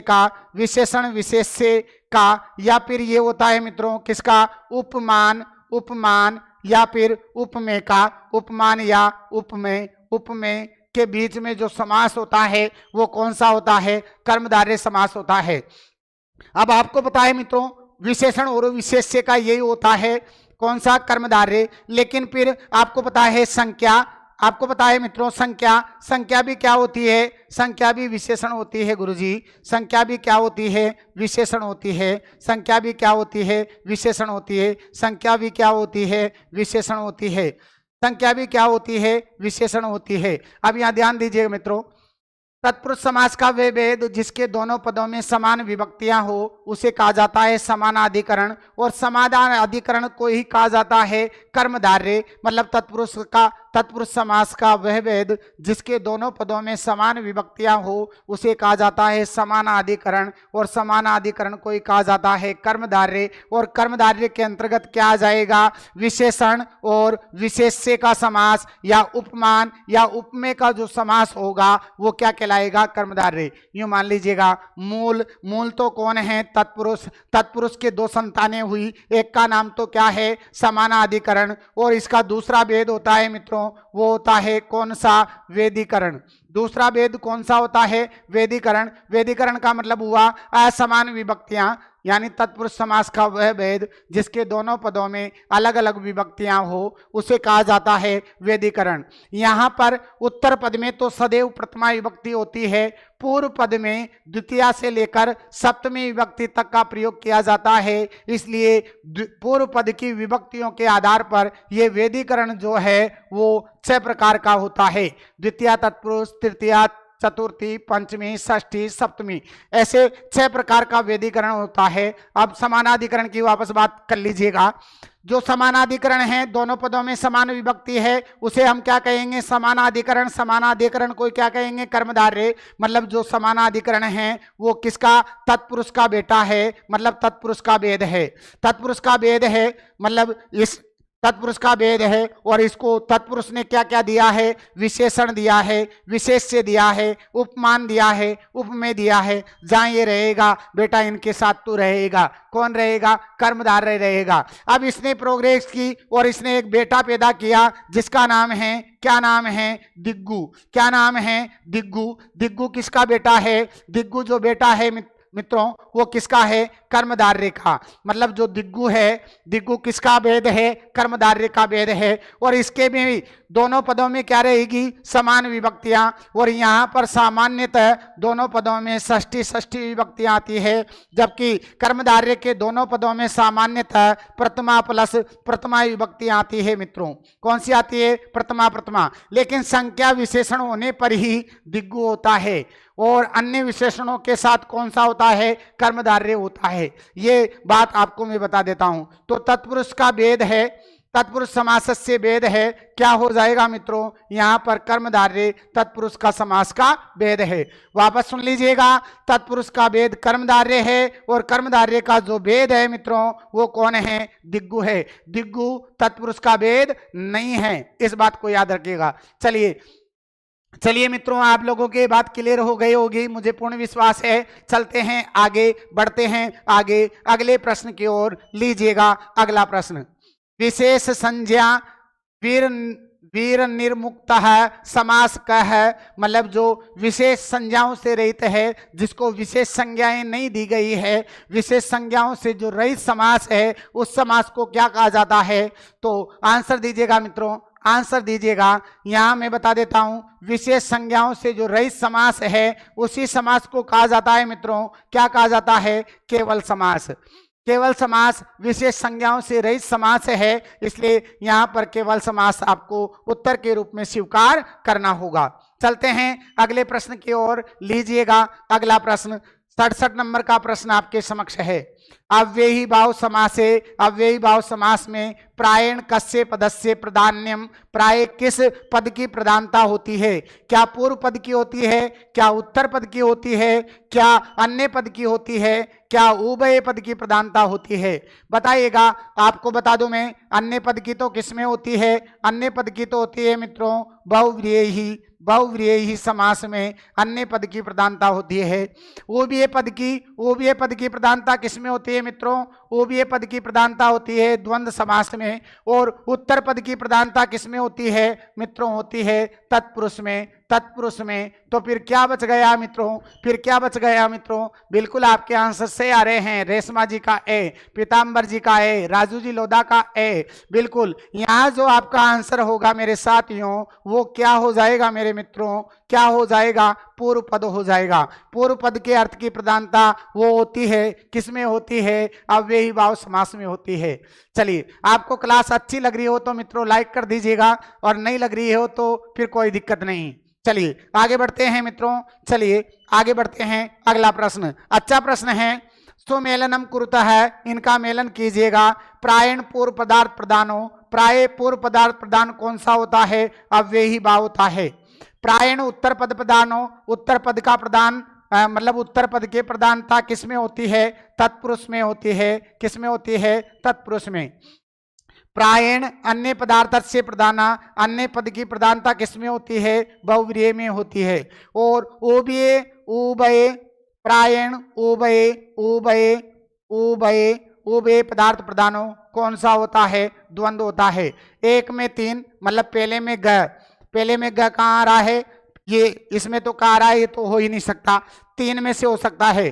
पहले में ग, फिर दूसरे में क्या आ रहा है? क, दूसरे में क, देखो इसमें ख आ रहा है, इसलिए ये नहीं हो सकता। अब दूसरे में किस में आ रहा है? क, इसमें आ रहा है। तो आपका जो जवाब है मित्रों वो क्या हो जाएगा? बी यहाँ आपको जवाब के रूप में स्वीकार करना होगा। बिल्कुल आपके आंसर से आ रहे थे साथियों। अनूप जी का बी, बिल्कुल रामबाई का बी, पीताम्बर जी का बी, राजू जी लोधा का बी, बिल्कुल से आंसर आपके आ रहे थे मित्रों। बहुत अच्छी तैयारी आप लोगों की है और होना भी क्यों नहीं चाहिए, क्योंकि अब आपके पास दिन भी तो कितने से बच रहे हैं? 6-7 दिन आपके पास मात्र बचे हुए हैं मित्रों। जी जान लगा दीजिएगा। ये जो दुनिया है मित्रों ये बड़ी रहम है, बड़ी दया से रहित है। ये आपकी मेहनत को नहीं देखेगी, ये आपके मेहनत को कभी नहीं परखेगी मित्रों। ये सिर्फ आपकी सफलता को देखेगी। चाहे आप 20 घंटे पढ़ाई कर रहे होंगे, चाहे आप 16 घंटे पढ़ाई कर रहे होंगे, ये आपकी मेहनत को नहीं देखेगी। या परिणाम देखती है मित्रों, परिणाम देखती है ये दुनिया, ये आपकी मेहनत को नहीं देखेगी। ध्यान रखना, चाहे आप एक भी नंबर से अनक्वालिफाइड रह गए तो यूं ही कहेंगे ये पढ़ता नहीं था, ये पढ़ती नहीं थी, ये तो इसलिए इधर उधर घूमती थी, ये ऐसा करती थी, ऐसे करती थी। 17 अंगुलियां उठाएंगे, 17 आपको ताने मारेंगे। उन तानों का एक ही मात्र जवाब है मित्रों, जिस काम में आप लगे हुए हो उस काम में सफलता हासिल करना। एक भी अंक से यदि आप रह रहे हो तो आप निष्फल हो, चाहे आपने कितनी भी मेहनत की है, फिर आपकी मेहनत का कोई औचित्य नहीं होगा। अर्थात 17 लोग आपके पड़ोसी जो है ना वो खूब अंगुलियां उठाएंगे, लेकिन आप सफल हो गए ना तो फिर वो जो बुराइयां कर रहे हैं ना वही कहेंगे देखो मैं कहता था ना आपसे वो फलाना की बू या वो फलाना व्यक्ति इतनी मेहनत करता है। सफलता होने के बाद में, सफलता हासिल हो जाने के बाद में अनेक मित्र मिल जाते हैं, अनेक तारीफों के पुल बांधने वाले मिल जाते हैं मित्रों। इसलिए तन मन से जुड़े रहिएगा और मेहनत में कतई कोताही मत बरतिएगा। ईमानदारी से आप मेहनत में लगे रहिएगा मित्रों। चलिए तो यहां आपका जवाब हो जाएगा बी। आगे बढ़ते हैं मित्रों अगले प्रश्न की ओर। लीजिएगा अगला प्रश्न आपके सामने। अकर्तव्य इत्यत्र का समास है। अकर्तव्य इत्यत्र का समास है। मैं आपको बता दूं अकर्तव्य, अकर्तव्य का मतलब हुआ न कर्तव्य, न कर्तव्य। अकर्तव्य का मतलब क्या हुआ? न कर्तव्य। और न अव्यय के साथ जो समास होता है मित्रों वो कौन सा होता है? न अव्यय के साथ जो समास होता है वो होता है न तत्पुरुष समास। आपको पता है न के बाद यदि कोई व्यंजन आता है, मतलब इस न के बाद यदि कोई व्यंजन आता है, क्या आता है? व्यंजन। न के बाद कोई व्यंजन आता है, व्यंजन आता है तो न के स्थान पर मित्रों क्या अ आदेश हो जाता है। क्या हो जाता है? अ। दूसरी बात है यदि इस न के बाद कोई स्वर आता है, क्या आता है? स्वर आता है तो न के स्थान पर अन आदेश हो जाता है। क्या हो जाता है? अनादेश हो जाता है। तो यहाँ पर देखो न के बाद में क्या आ रहा है? अ, इसलिए क्या बना? अकर्तव्य। अकर्तव्य। बिल्कुल आपके आंसर से आ रहे हैं, बिल्कुल बिल्कुल सही आंसर आप लोगों के आ रहे हैं। यहाँ पर जो आपका आंसर है वो क्या हो जाएगा? ने तत्पुरुष हो जाएगा। क्या हो जाएगा? ने तत्पुरुष यहाँ आपका जवाब हो जाएगा। बिल्कुल मिथिलेश जी। चलिए बढ़ते हैं आगे पर अगले प्रश्न की ओर। लीजिएगा अगला प्रश्न। अनीश्वर है, अनीश्वर है इत्यत्र समस्त पदस्य विग्रह स्यात् है, विग्रह होगा। यहाँ अनीश्वर का जो समस्त पद है उसका विग्रह क्या होगा? अभी अभी मैंने बताया न का अन आदेश कब होगा? जब बाद में स्वर हो, बाद में क्या हो? स्वर हो। अर्थात यहाँ दो पद हैं, कौन कौन है? न ईश्वर है, न ईश्वर है इति अनीश्वर है। न के स्थान पर अन आदेश होकर के जो कार्य हुआ है वो नए तत्पुरुष का हुआ है, इसलिए यहाँ जो समास विग्रह होगा वो क्या हो जाएगा? क्या अनीश्वर होगा? क्या न ईश्वर होगा, क्या अनिश्वर होगा, क्या न ईश्वर होगा? बताइएगा, आंसर दीजिएगा। पीताम्बर जी का आंसर आ रहा है बी, अनूप जी का बी, राजू जी का बी। बिल्कुल, न ईश्वर है इति अनिश्वर है, इसलिए यहाँ पर आपका जो जवाब है वो हो जाएगा मित्रों, क्या हो जाएगा? बी, यहाँ आपका आंसर हो जाएगा। चलिए बढ़ते हैं अगले प्रश्न की ओर। लीजिए मित्रों अगला प्रश्न। दौ खदीरऊ इति का समास है। दौ खदीरऊ इति का समास है, आंसर दीजिएगा मित्रों। क्या अव्ययी भाव है, क्या तत्पुरुष है, क्या द्वंद्व है, क्या बहुव्रीहि है?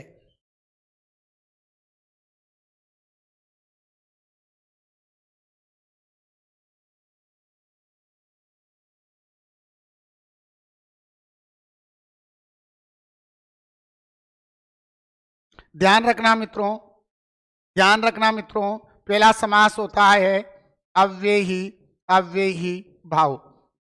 अव्ययी भाव समास का जो समस्त पद होता है मित्रों, समस्त पद वह हमेशा नपुंसकलिंग एक वचन का होता है। याद रखना, नपुंसकलिंग एक वचन का जो समस्त पद होता है वह अव्ययी भाव समास का होता है। जो तत्पुरुष होता है मित्रों, तत्पुरुष समास होता है, तत्पुरुष समास होता है, उसका जो समस्त पद का लिंग निर्धारण होता है वह उत्तर पद के अनुसार होता है। उत्तर पद के अनुसार इसका लिंग बनाया जाता है। किसका? समस्त पद का। किसमें? तत्पुरुष में। और तीसरा जो समास होता है वो ले लेते हैं मित्रों द्वंद्व। और द्वंद्व समास का जो जो जो लिंग निर्धारण किया जाता है वो भी किसके आधार पर किया जाता है? उत्तर पद के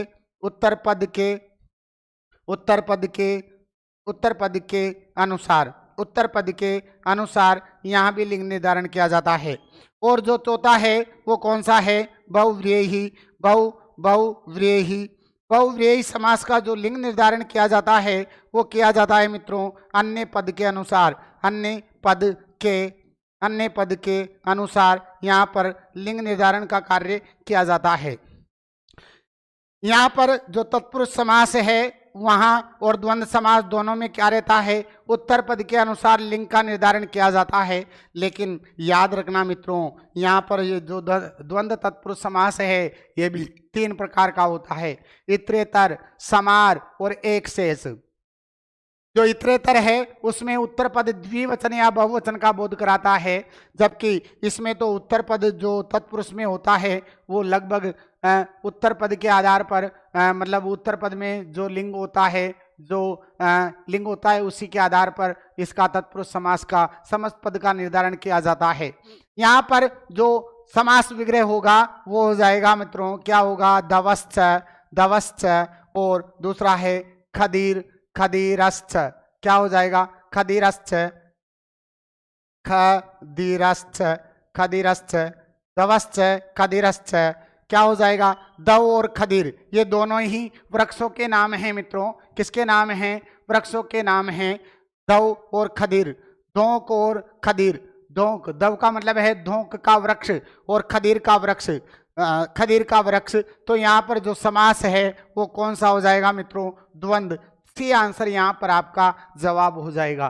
क्या हो जाएगा? C answer. बिल्कुल परमहंस जी यादव, बिल्कुल परमहंस जी क्या बता रहे हो आप? 67 में ए, ये 67 कहाँ से आ गया? क्या कह रहे हो? 67 में ए, बिल्कुल ए ही तो बताया मैंने, ए ही तो बताया है। हाँ परमहंस जी गुड इवनिंग, गुड इवनिंग। 67 में ए ही बताया है। अभी तो हम 71 पे पहुंच गए हैं मित्र, 71 पे आ जाइएगा, पीछे मत चलिएगा, आगे बढ़िएगा। चलिए अब प्रश्न नंबर लीजिएगा, 72 नंबर का प्रश्न आपके समक्ष है। आदिहरि इति समस्त पदस्य लौकिकम विग्रहम, लौकिक विग्रह है। बताइए आदिहरि का समस्त पद का लौकिक विग्रह क्या होगा? आपको मैं बता दूं मित्रों, ये आदि है और आदि विभक्ति अर्थ में होता है। किस अर्थ में होता है? विभक्ति अर्थ में होता है। विभक्ति अर्थ में यह आदि होता है। जहां भी पहले पद में आदि मिल जाए वो विभक्ति अर्थ में होता है। अर्थात यहाँ पर जब विग्रह किया जाता है, क्या किया जाता है मित्रों? आदि अर्थ में जब विग्रह किया जाता है तो उत्तर जो पद रहेगा उत्तर जो पद रहेगा उसमें आपको मित्रों सप्तमी विभक्ति लगानी है, सप्तमी विभक्ति लगानी है। उत्तर पद में कौन सी लगानी है? सप्तमी विभक्ति लगाना है। यदि आपको समस्त पद में आदि मिलता है तो जो बाद वाला पद है उसमें कौन सी विभक्ति लगानी है? सप्तमी विभक्ति लगाकर लगाकर लगाकर सप्तमी विभक्ति लगाकर लगा सप्तमी विभक्ति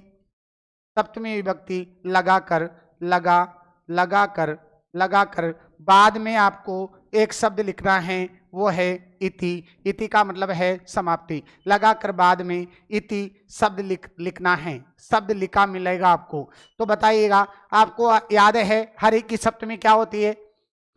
हरि हरिम हरिणा हरये, हरे हरे हरौ हरे। सप्तमी क्या है? हरौ। तो यहाँ पर हरौ इति कौन से ऑप्शन में मिल रहा है? पहले ऑप्शन में मिल रहा है, इसलिए आपका जवाब हो जाएगा, क्या हो जाएगा? ए। बिल्कुल आप सभी लोगों का सही आंसर यहाँ पर आ रहा है था मित्रों। चलिए बढ़ते। मैंने वही उदाहरणों का समावेश किया है जो परीक्षा के दृष्टिकोण से महत्वपूर्ण है मित्रों, इसलिए प्रत्येक उदाहरण यहाँ पर आपका महत्वपूर्ण रहने वाला है। चलते हैं अगले प्रश्न की ओर। लीजिएगा अगला प्रश्न। उपकृष्णम उपकृष्णम इति समस्त पदे, इस प्रकार के समस्त पद में उप इति अव्यस्य समास है कस्मिन अर्थे कृत, किस अर्थ में होता है? मतलब उप अर्थ मतलब उप अव्यय का जो उप अव्यय है उसका मतलब उसका समास किस अर्थ में होता है? जैसे अभी मैंने बताया था, क्या बताया था? आदि। आदि अव्यय का जो समास है वो किस अर्थ में हुआ था? किस अर्थ में हुआ था? विभक्ति अर्थ में हुआ था मित्रों। किस अर्थ में? विभक्ति अर्थ में हुआ था। किसका? आदि का समास अभी मैंने बताया था विभक्ति अर्थ में। वैसे उप का अर्थ किस अर्थ में होता है? क्या विभक्ति अर्थ में होता है? विभक्ति अर्थ में तो किसका होता है? आदि अव्यय का होता है, याद रखना। समृद्धि अर्थ में क्या समृद्धि अर्थ है? समृद्धि अर्थ में क्या समृद्धि अर्थ में होता है? समृद्धि अर्थ में तो स्व अव्यय का होता है, याद रखना। स्व अव्यय का जो विग्रह होता है समृद्धि अर्थ में होता है। अभाव अर्थ में याद रखना, अभाव अर्थ में होता है मित्रों अनु अव्यय का होता है।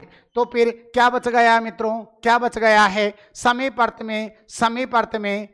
अर्थ में ही उप अव्यय का जो है समास होता है मित्रों। किसका होता है? समीप अर्थ में होता है। किसका होता है? समीप अर्थ में उप अव्यय का जो समास होता है वो किसके साथ होता है? समीप अर्थ में होता है। बिल्कुल। उपसर्ग अर्थ में, अरे अनूप जी ये उपसर्ग नहीं है, ये ओरिजिनली अव्यय हैं। जितने भी 22 प्रादि हैं इनको ओरिजिनल रूप है प्रादि। ये ओरिजिनल 22 प्रादि हैं। 22 प्रादि हैं, शब्दों का कलेक्शन है। और 22 ही प्रादि क्या होते हैं मित्रों? निपात होते हैं। निपात का मतलब है वे शब्द जिनकी कोई उत्पत्ति नहीं हुई हो उन्हें हम निपात कहते हैं। और सभी निपात क्या कहलाते हैं? अव्यय कहलाते हैं। क्या कहलाते हैं? अव्यय कहलाते हैं। और ये 22 जो प्रादि हैं, प्र प्रा उप निस निर दुस दुर वि आंग इत्यादि जो 22 प्रादि हैं वो 22 ही प्रादि ओरिजिनली तो अव्यय हैं। उनका क्रिया के साथ योग होने पर वो उपसर्ग होते हैं। उपसर्गा क्रिया योग है। इनका उपसर्गों के साथ योग होने पर मतलब क्रिया के साथ इन प्रादियों का योग होने पर ये क्या बनते हैं? उपसर्ग बनते हैं। ये बात मैंने आपको पढ़ाई होगी मित्रों। अभी यूं मान लीजिएगा प्रादि ओरिजिनली अव्यय होते हैं, निपात होते हैं, कभी भी उपसर्ग नहीं होते हैं। चलिए आगे बढ़ते हैं मित्रों। अगले प्रश्न की ओर ले लीजिएगा। ये आपका 74 नंबर का प्रश्न। यथेष्टम संधि विच्छेद समास विग्रह स्तः। दो बातें पूछ ली मित्रों, संधि भी पूछ रहा है, समास भी पूछ रहा है। इसी में यथेष्टम का संधि विच्छेद क्या होता है मित्रों? याद रखो, यथा प्लस इष्टम तो संधि विच्छेद होगा। और संधि कौन सी है? गुण संधि है। और आपको पता है यथा जो अव्यय होता है, यथा के 4 अर्थ हैं। कितने? 4 अर्थों में होता है मित्रों। यथा कितने अर्थों में होता है? 4 अर्थों में होता है। और यहाँ है अनतिकर्म्य अर्थ में। अनतिकर्म्य का मतलब होता है अतिक्रमण करना, अतिक्रमण करना। तो दूसरा हो जाएगा, क्या हो जाएगा, विग्रह क्या हो जाएगा, इष्टम, इष्टम अनतिक्रम्य, अनतिक्रम्य, इष्टम अनतिक्रम्य। तो बताइएगा मित्रों, यहाँ पर यथा प्लस इष्टम और इष्टम अनतिक्रम्य कहाँ लिखा हुआ है, यथा प्लस, ये यथा प्लस इष्टम यहाँ भी लिखा हुआ है, लेकिन ये गलत लिख रहा है। यथा इष्टम ही गलत हो गया, ये भी नहीं हो सकता। यथा प्लस इष्टम भी सही है और इष्टम अनतिक्रम्य भी सही है। बिल्कुल आपके आंसर सही आ रहे थे, इसलिए यहाँ पर जो आपका आंसर है मित्रों वो क्या हो जाएगा, 3 यहाँ आपका जवाब हो जाएगा। क्या हो जाएगा, 3 यहाँ आपका जवाब हो जाएगा। चलते हैं मित्रों अगले प्रश्न की ओर। अगले प्रश्न की ओर, प्रश्नवाचक चिन्ह क्यों लगा रहे हो अनूप जी, प्रश्नवाचक चिन्ह क्यों लगा रहे हो अनूप जी, क्या दिक्कत है। रागिनी जी बिल्कुल सी, क्यों प्रश्नवाचक चिन्ह लगा रहे हो मित्रों, आपने अभी प्रादि नहीं पढ़े हैं, मतलब वो जो प्रादि हैं 22 प्रा, ये ओरिजिनल प्रादि हैं, निपात हैं, अव्यय हैं। उपसर्गा क्रिया योग है, जब क्रिया के साथ इनका योग होता है तभी वो उपसर्ग कहलाते हैं। बिल्कुल मिस वेदिका सी। चलो चलिए बढ़ते हैं आगे अगले प्रश्न की ओर। शक्तिम अनतिक्रम्य, शक्ति के अनुसार, अनतिक्रम्य का अर्थ होता है, अनतिक्रम्य का अनुसार होता है अनुसार के अनुसार, अनुसार के अनुसार मतलब शक्ति के अनुसार। इत्यत्र समस्त पद सूचित है, इसका समस्त पद होगा। आपको बता देता हूं, अव्ययी भाव समास में कभी भी विसर्ग नहीं आएगा मित्रों, याद रखना, गांठ बांध लेना इस बात की। अव्ययी भाव समास के समस्त पद में कभी भी विसर्ग नहीं आता, कभी भी विसर्ग नहीं आता। अनूप जी, सर जी ये प्रसन्न नमो नमः, बिल्कुल नमो नमः। चलिए मिस वेदिका जी, ये सर प्रसन्न, क्या प्रश्न, क्या पूछ रहे हो अनूप जी यार, आप देखने तो मुझे वापस आपकी कमेंट, क्या पूछ रहे हो।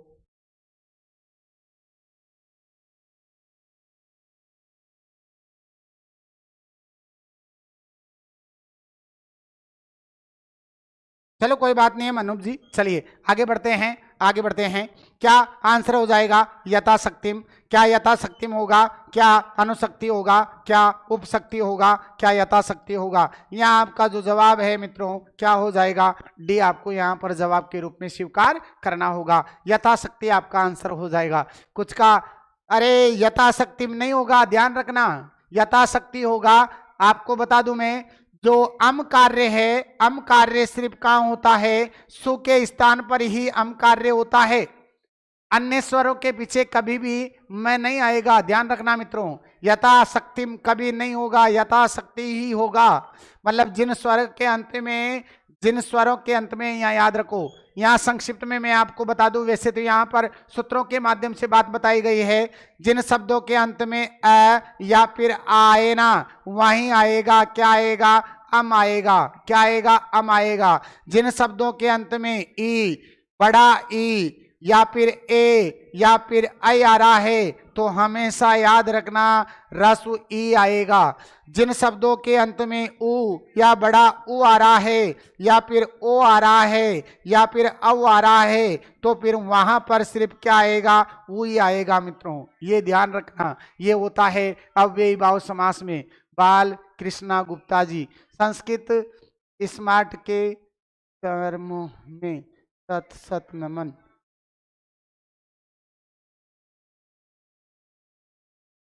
बालकिशन जी धन्यवाद, आपका स्वागत है। अनुप जी सॉरी सर जी, देख नहीं है था। चलो देखो यहाँ पर जो आंसर है वो क्या हो जाएगा, यथाशक्ति हो जाएगा। चलते हैं अगले प्रश्न की ओर। लीजिएगा अगला प्रश्न। निर्मक्षिकम, निर्मक्षिकम अस्य पदस्य सामयिक विग्रह वर्तते, इसका जो विग्रह है वो होगा निर्मक्षिकम। शब्द बता देता हूं कौन कौन है। निर तो यहाँ पर अव्यय है और दूसरा शब्द है मित्रों मक्षिका। क्या शब्द है, मक्षिका। मक्षिका के अंत में आ रहा था, आ का अम कार्य किया गया। मैंने बताया ना ए और आ के स्थान पर ही अम होता है, ए और आ के स्थान पर ही अम होता है, इसलिए बनाया गया है मक्षिकम। और निर, निर होता है मित्रों अभाव अर्थ में, किस अर्थ में होता है? अभाव अर्थ में। निर का अर्थ क्या होता है? अभाव अर्थ में। और उत्तर पद में कौन सी विभक्ति लगाई जाती है? षष्ठी विभक्ति लगाई जाती है। तो मक्षिका की षष्ठी विभक्ति होगी, क्या होगी? मक्षिका नाम अभाव है। क्या हो जाएगा? मक्षिका नाम अभाव है। परमहंस जी का ए आंसर आया है, अनूप जी का ए आया है, हरगोविंद जी का ए आया है, रागिनी जी का ए है, रेशमा जी का ए है। बिल्कुल आप लोगों के से आंसर आ रहे हैं मित्रों। यहाँ पर ए आपको आंसर के रूप में स्वीकार करना होगा। यहाँ मक्षिका नाम अभाव आपका आंसर हो जाएगा। चलिए आगे बढ़ते हैं मित्रों, अगले प्रश्न की ओर लीजिएगा। द्वियमुनम इत्यत्र समास है। द्वियमुनम में कौन सा समास है? बहुत शानदार प्रश्न है, आप जवाब दीजिएगा। मधुबाला जी आंसर दे रहे हैं डी। मधुबाला जी आंसर दे रहे हैं डी। इसका आंसर दे दीजिएगा मित्रों, इसका आंसर दे दीजिएगा मित्रों। कौन सा आंसर होगा मैं आपको बता दूं। एक सूत्र मिलता है हमें पाणिनि का, क्या मिलता है? नदी 20 क्या मिलता है? नदी 20। इसको याद रखना मित्रों, नदी 20। इस सूत्र को आप याद रख लीजिएगा। क्या मतलब है इसका? सुन लीजिएगा एक बार। यदि पहले पद में संख्या हो, पहले पद में क्या हो? संख्या, और बाद में यदि नदी शब्द आए या किसी भी नदी का नाम आ जाए। क्या कहा मैंने? बताओ। पहले पद में क्या हो? क्या हो? क्या हो? पहले पद में क्या हो? संख्या हो, और बाद में नदी शब्द हो या किसी भी नदी का नाम आए, तो फिर वहां हमेशा आपको करना है मित्रों, कौन सा समास करना है? अव्ययी भाव समास करना है। कौन सा करना है? अव्ययी भाव समास करना है। कहां पर करना है? पहले पद में संख्या हो, बाद में नदी शब्द आ जाए या किसी भी नदी का नाम आ जाए, तो फिर वहां पर कौन सा समास होगा? समार अर्थ में, समार अर्थ में अव्ययी भाव समास होगा। इसलिए यहां पर आपका जो जवाब है मित्रों वो क्या हो जाएगा? क्या हो जाएगा? अव्ययी भाव हो जाएगा। क्या हो जाएगा? अव्ययी भाव हो जाएगा। क्या हो जाएगा? अव्ययी भाव हो जाएगा। बिल्कुल क्या हो जाएगा मित्रों? अव्ययी भाव हो जाएगा। चलते हैं अगले प्रश्न की ओर, लीजिएगा। पंचानाम नदी नाम समार है, अस्य समस्त पद वर्तते। इसका समस्त पद होगा क्या? पंच नदी होगा। क्या पंच नदम होगा? क्या पंच नदी, पंच नदम होगा? क्या पंच नदी होगा? बता देता हूं। यहां पर मित्रों यहां पर है नदी गोदावरीश्च अच है। नदी गोदावरी शब्द में अच समासांत अच प्रत्यय होता है। अर्थात जो यहाँ पर शब्द हैं, एक तो है पंच और दूसरा है शब्द नदी। यहाँ दोनों का दीर्घ ई है, इसलिए यहाँ क्या बनना चाहिए था? यहाँ बनना चाहिए था पंच नदी। पंच नदी दीर्घ आ रहा है तो रसु कार्य हो जाएगा, और रसु कार्य होगा तो क्या बनेगा? पंच नदी। लेकिन यहाँ पर एक नेम आता है, क्या आता है? नदी गोदावरी अच है, मतलब नदी और गोदावरी शब्द के बाद में अच प्रत्यय लगता है। अच प्रत्यय का शेष क्या बचता है? और ये अच प्रत्यय वसंज्ञक है, मतलब वसंज्ञक काम हो जाएगा। अर्थात यहाँ ई का वसंज्ञा होकर के लोप हो जाएगा, तब बचेगा क्या? नदी। और फिर बनेगा फाइनल रूप, वो बनेगा पंचनद। क्या बनेगा? पंचनद, पंचनदम, पंचनदम। ये आपका यहाँ पर रूप बनेगा।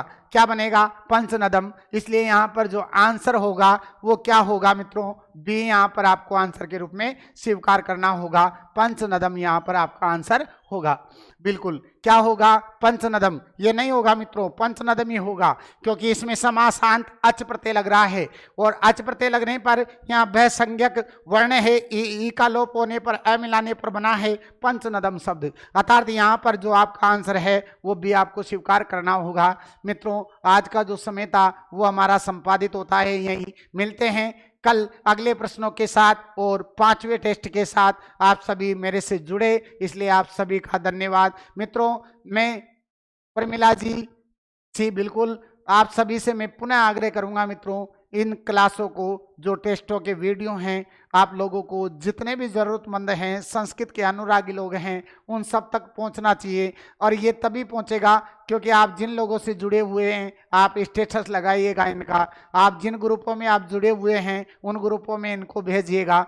ज़्यादा से ज़्यादा जो मध्य प्रदेश के संस्कृति संस्कृत के अनुरागी जन हैं उन लोगों तक ये वीडियो पहुंचे ताकि वो सब लोग इनका फायदा उठा सके। मैं आपसे पूर्ण आशा करता हूं कि बिल्कुल आप ऐसा करने वाले हैं। ऐसा मुझे पूर्ण विश्वास है आपका। आप सभी मेरे से जुड़े हैं। मिलते हैं कल अगले वीडियो के साथ, अगले प्रश्नों के साथ। तब तक के लिए सभी को धन्यवाद मित्रों। नमस्कार।